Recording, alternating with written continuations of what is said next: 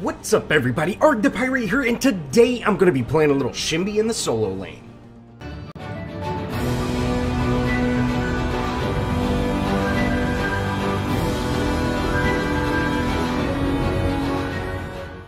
As always, let's go over the deck. Now I have Healing Towers, Auto Shield, Experienced, Mana Fountain, Spell Shield, and lastly, Overpowered Spells for my gems. Now for my cards, I have Advanced Evolution, Coin Master, Exoskeleton, Font of Experience, Flame of Zetchin, Mana Flow Acolyte, Astral Leap, Growth Totem, Apex Predator, Vital Waters, and lastly, Malnex Nasher. Malnex, whatever you say it. Now I am using that Noisy Assassin deck that I used on the last Shinbi video I made, which, you know, of course, was the last time I touched her, but this deck has had a few changes. Not only did Shinbi get that buff, but she also received, or Apex Predator, you know, they took away the 2 Vitality and gave it Intellect. You know, I made a little change with that as well. So, you know, we're have a little bit of a change, but again, guys, I really like Apex Predator on Shinbi, as well as, you know, the Nasher card, guys. Oh, man, it's so much damage. Now, there have been a lot of people playing with the Chaos build, the Amplification Engineer, and, you know, guys, I'm just really not impressed with the card. It's good, but I like the utility of other cards or other decks much better. And, you know, that's one thing about Paragon is you can build the way you want. Now, that isn't saying, hey, you know, there's still not a meta out there. There definitely is, guys. There's definitely a card meta, but, you know, I don't like the Amplification Engineer. I think it's a very strong card, but I really think it's kind of the flavor of the week since it did receive that buff, you know, and just like OPD Militia, you know, it's kind of the big deal right now. It's probably going to change as well. So, you know, hey, it's not a big deal. I just don't really like Chaos as a caster. I'm just not just hugely impressed with it. You know, I think it's very limiting on options. Although Growth does have that, you know, you can get some really good sustain with Shinbi, and I like that. You know, if you're just getting stomped by playing Shinbi, hey, you have the option to go with, you know, a little more sustain cards. You can kind of rush Vital Waters after picking up Apex, things like that, and that might really help you out as Shinbi.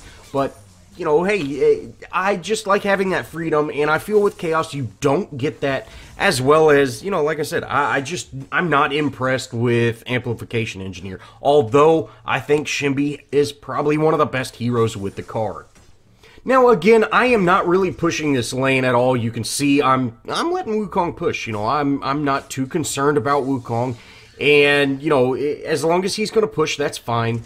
You know, I need to get farm, I need to get my power spike to actually be able to deal with him. Now, our mid lane Belica heads over, and you can see she's got Invis. So I'm just going to wait till these lanes stack up before I go in on him. Sure enough, we're able to, you know, head over. We go in on him. You know, he does jump out and miss that Belica bomb, but that's quite all right. You know, we're doing some work. He does miss his jump right there, which, you know, that's going to end up costing him there, which, you know, hey, that's absolutely great. And, you know, that was a great rotation by Belica. That was a great use of that Invis buff. And you could see I didn't just instantly engage, guys. You need to wait until it's a better opportunity to engage. And that's exactly what we did there. We waited until those, you know, his minion wave was a little closer and our minion waves kind of stacked up. That way he wasn't, you know, backed up all the way. If I would have just taken off and ran after him right away, he'd have just turned around and ran because he would have known something was up. But being able to wait and kind of bait him out made a perfect opportunity for us to not only get that kill, but, you know, allowed me to back. Now, I do back and I'm able to put on Mana Flow, so this is good power spike. Now, I haven't played with Shinbi a whole lot lately, so I'm not exactly sure where, you know, when the point I can delete people is. You know, it's pretty close, so I'm thinking, you know, hey, I'm going to go in on this Wukong, we'll be able to take him out, and, you know, we've got a ton of stacks on him. I really should have used my ultimate, but, you know, I end up draining myself on mana, and I'm not able to take, you know, use that ultimate. I should have used that much sooner. I have way too many stacks on him, or, you know, I have enough stacks on him. That's unfortunate, that's just inexperience of Shinbi. But you can see, I was in the middle of those Wukong clones, I was taking quite a bit of damage there. And we still, we still maintained our damage. We would have definitely taken them out if I would have just not made that mistake. But is what it is, guys. We're going to go ahead and throw on our advanced evolution that will really help out with sustain. That paired with font, you get some really good sustain from that. And, hey, hopefully we can actually get the kill next time. Now, one thing about Shinbi is her line tempo, it goes through the enemy minions, or it goes through all minions, and it actually hits the player. So if you can kind of position that line tempo to be around the enemy minions and then hit the hero, you're going to get some significant damage. And you can see, we've hit this power spike that Wukong just hasn't got there yet. And, he made the mistake of coming near me and we're able to take him out. It didn't take a whole lot of mana. We're at half mana, but hopefully with this advanced evolution, we'll be able to make that mana back quickly and just kind of continue to farm.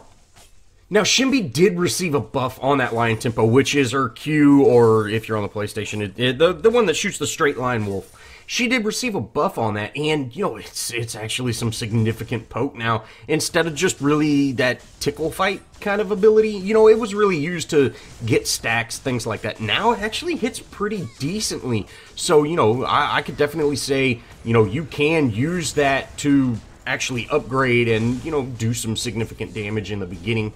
Now, they do have some rotation, and, I am Shinbi. I've got some pretty good mobility. I am able to dip out. That's why I wasn't too worried about going under tower there, which, since the game has changed, since it is more of that 2v2, 1v1 lane, I really like being able to put pressure on my 1v1 lane and, down it as quickly as possible. That's much harder with a caster like Shinbi. It definitely doesn't hurt to have some rotation. Wukong will have a much easier time downing my tower than, me doing the opposite to him. But I hopefully will have a much easier time taking him out. So that's kind of the trade-off there, tower damage over hero damage. But is what it is, guys. We just need to maintain our lanes and, continue to put that pressure up as long as we're able to make those escapes. Now, after deleting Wukong that last time, you can see he just turns and runs. And guys, I'm going to just slow farm this lane. What this is going to do is, keep him away from getting experience. And it's going to, feed me, get me at a level advantage, all that kind of good stuff. And this is absolutely huge, guys. Wukong is an ADC, he needs to get fed, and by not allowing him to get into a farm, we're doing a great job of, just keeping that away from him. Unfortunately, we are pushing the lane a little bit just because, I am killing the minions a little bit early, but it's because we have these two ranged minions, and I don't want to miss out on farm. But, hey, no problem. Again, we're just going to kind of slow farm this lane and really just keep this farm away from Wukong. You can see it's been 2 minion waves and he hasn't been able to get any of them. And this is absolutely huge, guys. This is a big deal. It doesn't seem that way, but it really does give an advantage to, my side over his side, and which in turn helps our entire team over their team. Now, you can see he does come in to poke a little bit, but that's quite all right. If he did push up very far at all, we could just straight up engage on him, and that would be huge. That would be a huge advantage, especially after getting my second round of my ultimate. And you can see our Arrg is here waiting to go in. I'm able to, actually head in. Arrg gets that root. We're able to get that line tempo, take him out, no problem. And again, this was an amazing rotation by my team. We are in a solo queue, so, we're making some great plays. And, that kill allows us to take this tower down, especially while having Arrg here. That was a great play. And by slow farming that lane, by really putting the pressure on Wukong, showing, hey, I'm going to hurt you if you come near me, that backed him off, and when he did engage, we were there to punish him. That was an amazing play, and you can really see the benefit of, just staying back, getting that farm, playing it staying easy, I guess, basically. And, you know, this is going to allow me to actually throw on Apex Predator, and I pick up Flame, which I definitely wanted my Growth Totem there. I have no idea why I picked up Flame. I just misclicked. You saw I was dragging them. I'm having issues, guys. The drag and drop system. Now, from here, I'm going to look for someone to kill. You know, I want to get a gank. And sure enough, Bellica, she picks up blue buff, so I'm going to wait for her to engage. You know, she's got the speed advantage now, and, you know, Countess is juking around. I don't know where she's going, but we're able to take her out. Me and Bellica here, you know, no problem at all. I've got to head over to my lane. You know, you can see Wukong, you know, since he has his ultimate, he's able to push lanes like crazy, guys. Sevarog heads over there and actually knocks him in between the towers, which is great. Now, I should have waited for him to actually rotate down a little bit. You know, I went in just a little bit too early, and that showed him where I was. You know, it's just unfortunate. Muriel is here, though, so, you know, we should be able to take out Muriel. Now, I'm thinking we're going to take her out not needing my ultimate, and I ended up not using my ultimate because, yeah, I wanted to save it for, you know, somebody, but I should have just used it on her and taken her out. But, you know, I go, hey, I didn't see her show back up, and sure enough, she's in the Prime Pit. I'm going to head over there, and we're able to actually secure this kill. You know, Prime does hurt, but, you know, hey, no problem. Now, I thought I was out of there. I thought I was way out of the Prime Pit. Unfortunately, I wasn't, and I end up giving Muriel a kill for that, which, you know, that feels bad. Yeah, you know, I really thought I was out of that. But, hey, no problem. We get a kill, and, you know, kind of pointless death, but hey, no problem. We're getting fed. I'm able to put on Mana Flow, which, you know, I feel pretty confident right now. I could be building towards some sustain cards, but I'm feeling very confident in the way that, you know, my builds, or the damage that I'm doing, so I'm going to go for the damage side. And I still have not realized that I've got Flame on instead of Growth Totem, which, you know, at the end of it all, that's just depressing. You know, I should have Growth Totem on, guys. Now, from here, I'm going to head down to mid. You know, my lane is pushed pretty good. We do get a little bit of vision right there on Wukong. You can see me kind of turn towards him. You know, he just popped up on the minimap. So I know he's going to be over there, but I kind of want my tower to fall. I'm kind of just tired of my tower. So, you know, I don't want to give it to him for free. And, you know, by taking out Countess, hey, that's definitely not for free. But we do have a little bit of team presence. So, hey, let's go ahead and actually try to do something with this mid tower. I am taking aggro, so I need to get out. I do have my ultimate, so I just go ahead and throw my ultimate out. You know, I'm retreating. I'm getting out. We ended up securing that phase, or that Zinx kill. So, Countess and Zinx for that Sevarog, you know, it's probably not the best trade, but we got some significant damage on that tower there in mid, which is nice. And I'm going to be able to head over to this duo lane, or this solo lane, and clean it up, you know, get some health back. I do have to be careful of Wukong. You know, I know he is here, but you can see, you know, I'm able to heal back up, and I can always escape Wukong, you know, if he does head in. I just wanted to make sure that that push is going in the right direction, and that's going to give me a little bit of safety to actually back. Now, once I do back, I realize, hey, throw on Growth Totem, and, you know, I didn't set my lane. I just kind of made it sure it wasn't pushing, but we have some presence in mid, and I definitely want to be there. You know, I should have set that lane before I backed. That was, you know, another little mistake that I made. Definitely should set lanes before you back or anything like that, guys. You know, that's huge. And you can see that lane is actually going to be in a little bit of trouble if we don't adjust it soon. But no problem. This mid lane is, you know, it's not going to turn out. We just need to get out of there. And I'm going to head back to my lane, get it pushing in the right direction. You know, my team actually goes for an engagement. And, you know, hey, they end up actually collapsing onto that Countess. They take her out. And, you know, that is an engagement that I should be in. But I thought we were all kind of splitting up. I guess the enemy team kind of pursued us. They thought maybe we were going for Fang, something like that. Which, having your burst caster there is huge, but having an off-lane burst caster would be even better. So I'm gonna try to head over as quickly as I can. You know, I did set my lane, so I know it's going to be pushing in the right direction, and I'm just kind of waiting around. You know, nothing really happened after that Countess kill, which is nice, but we definitely want to, you know, make sure nothing else is going to happen, everything like that. And you can see we still do have a pretty big presence here in mid. We know the enemy team is over by their green, so we're not going to challenge that.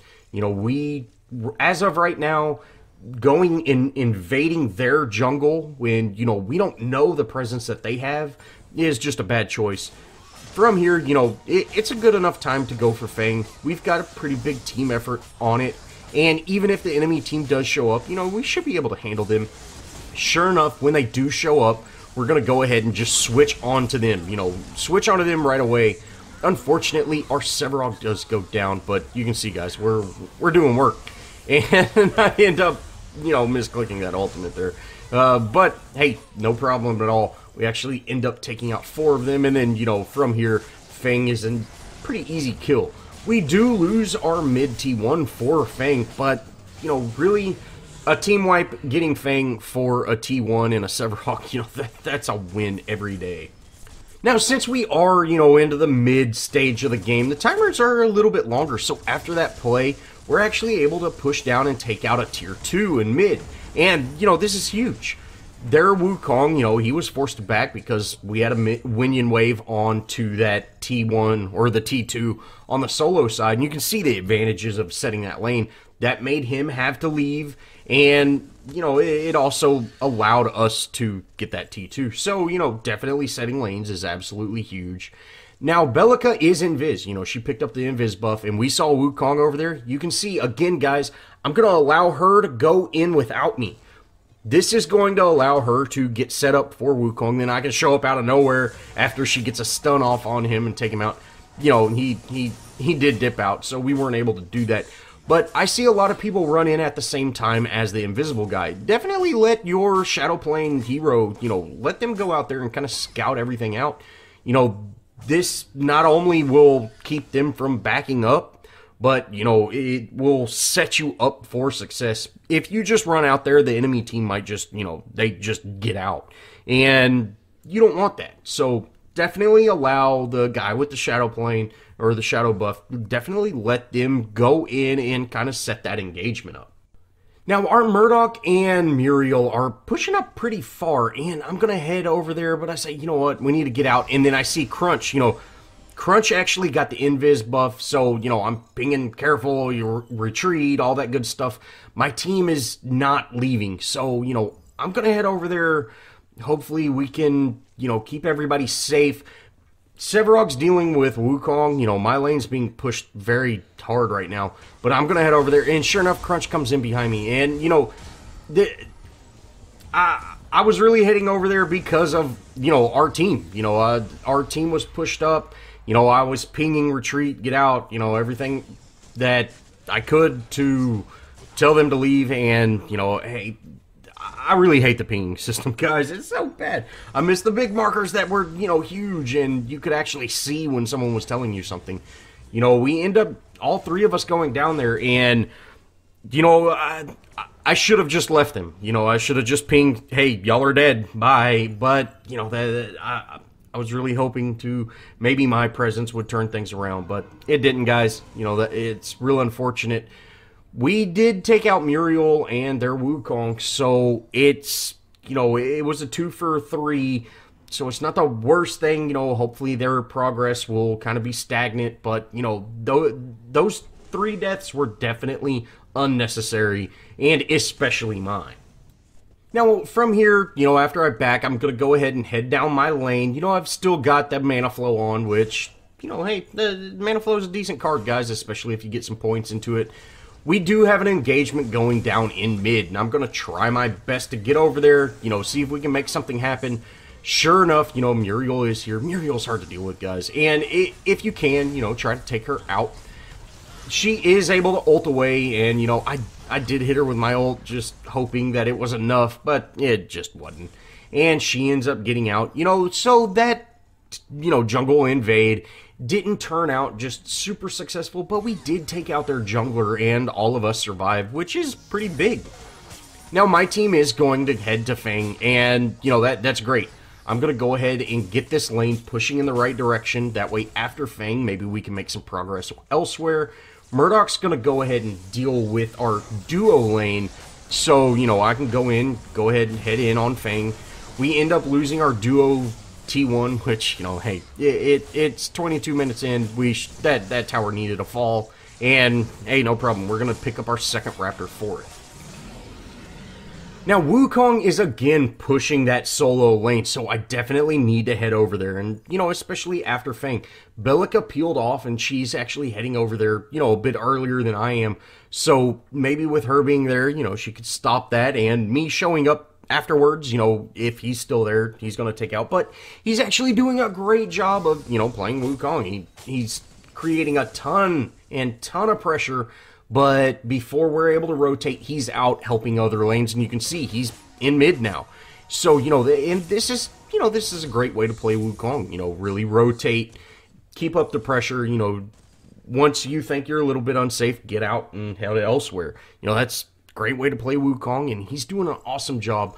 Unfortunately, at 23 minutes into the match, the enemy team surrenders. So, hey guys, another surrendered match, but no problem. I think we got some pretty good content in this one. Guys, let me know. I've had a couple of people tell me 20 minutes is good. Let me know, because I'm really finding a lot of 20-minute matches lately. Well, that's going to wrap it up. I hope y'all enjoyed this Shinbi guide. I don't play a whole lot of Shinbi, but she's an absolute blast, and she's a beast in the solo lane right now. Well, if you did enjoy, show me some love. Leave me a comment. Think about subscribing. Join our Discord if you haven't done it. I'd love to play with you. And as always, I'll see y'all in the next video.